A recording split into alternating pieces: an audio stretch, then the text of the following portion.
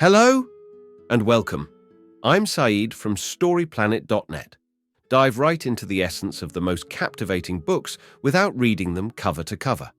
Whether you're on the go, at the gym, or just relaxing at home, we offer you a unique and enriching listening experience. Today, we are exploring the book Everything is Fucked, a creation by Manson. In Everything is Fucked, 2019, Manson fearlessly examines the current state of the human condition, highlighting why many perceive the world to be in a much bleaker state than it truly is. Drawing from influential philosophers like Immanuel, Kant, and Friedrich Nietzsche, Manson uncovers how our preoccupation with societal norms and misguided notions of hope lead us astray from what truly matters in life. Before we delve into these revelations, it's interesting to note that Manson, an internet entrepreneur and New York Times best-selling author, offers online courses that cover a range of topics, including anxiety management, relationships, and writing. He delves into profound life matters in his writing, striving to offer people valuable guidance for living a meaningful life.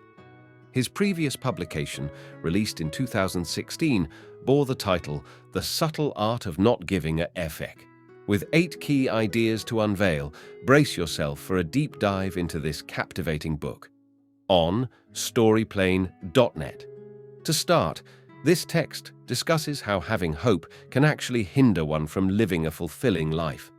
Author Manson argues that our hopes and dreams for a better future can actually hinder our present satisfaction.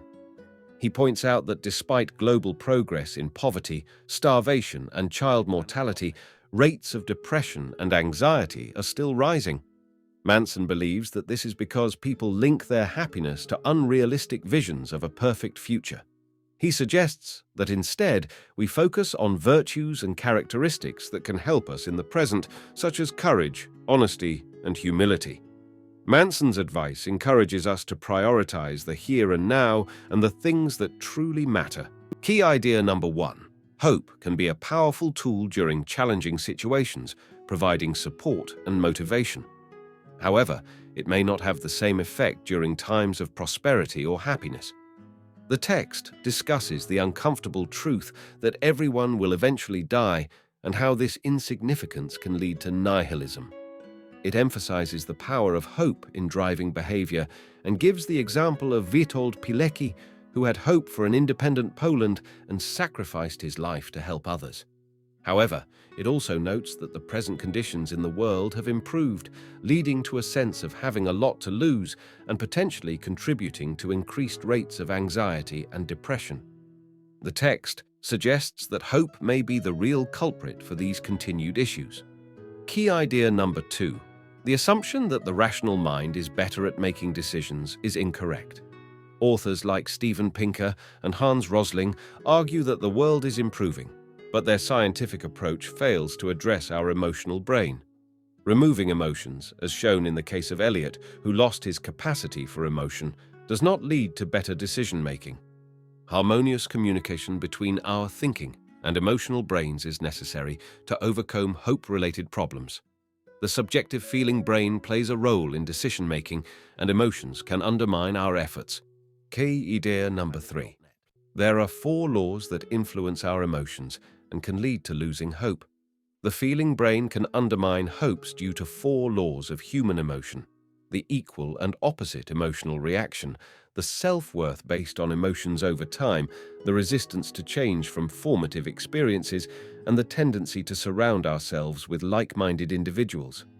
These laws can lead to feeling wronged, developing a belief in deserving mistreatment, forming rigid identities, and focusing on differences rather than commonalities. As a result, even hopeful individuals may struggle to change or believe they deserve better, preventing the attainment of hope. Key idea number 4. Belief systems can often lead to problems, and it is suggested to embrace life as it is. The text discusses the process of starting a religion and identifies common patterns of corruption within religious and ideological belief systems. It argues that religions, including capitalism and communism, tend to be corrupted by fallible human beings. The author suggests that hope, a key component of many belief systems, creates unhappiness and conflict because it requires something to be seen as bad. The philosopher Friedrich Nietzsche advocates for accepting the realities of life and death instead of relying on hope, promoting an embrace of one's fate called amor fati, or love one's fate. Key idea number 5. Kant proposed a philosophical approach to life that aligns with Nietzsche's amor fati. Immanuel Kant, an 18th century philosopher, inspired concepts such as world peace under a global government, inherent human dignity, and animal rights. His formula for humanity emphasized treating others as ends in themselves, not just as means for personal gain. Kant's philosophy promotes behaving morally and ethically without expecting something in return. He believed that as adults, we should act based on principles rather than immediate pleasure or personal gain. This includes doing difficult or uncomfortable things if they are the right thing to do. Key idea number 6. The pursuit of happiness is seen as a risk to democracy and is ultimately impossible to achieve. Democracy is the best system because it allows for various beliefs, but the pursuit of happiness can be detrimental to it. The pursuit of happiness avoids adversity and the virtues needed for a flourishing democracy. People's unwillingness to accept opposing views is a problem fueled by the self-serving drive for happiness, causing extremist groups to form. Additionally, the pursuit of happiness is futile as we eventually return to our baseline mood, and removing unpleasant things only makes us more sensitive to smaller issues. Key idea number 7. Innovation eventually leads to diminished freedoms as it shifts towards diversion. The text focuses on 2 major factors contributing to high levels of anxiety and depression: advertising and the diversion disguised as innovation. Advertising changed in the 1920s to exploit people's insecurities and sell products that make them feel better about themselves. As nations develop and reach first world status, innovation turns into diversion and advertisers prey on consumer insecurities. With the abundance of diversions, people become obsessed with using technology to make things easier, but this diminishes their freedom. True freedom comes from reducing distractions in life. However, there may be a silver lining to technological distractions, which will be explored in the next section. Idea number 8. Artificial intelligence, AI, is expected to have a significant impact on our lives, with potential positive outcomes.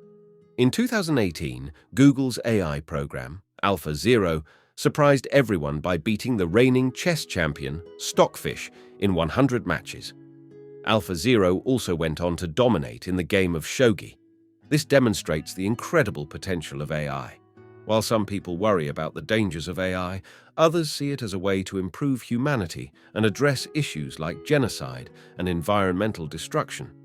Ultimately, we should hope that AI can help us become the best versions of ourselves and bring positive change to the world. In conclusion, the key point is that relying on hope for happiness can actually cause anxiety and depression. Instead, we should accept that life is difficult and focus on being more virtuous human beings who embrace challenges. Meditation is a helpful tool for accepting uncomfortable truths and learning to navigate pain and suffering.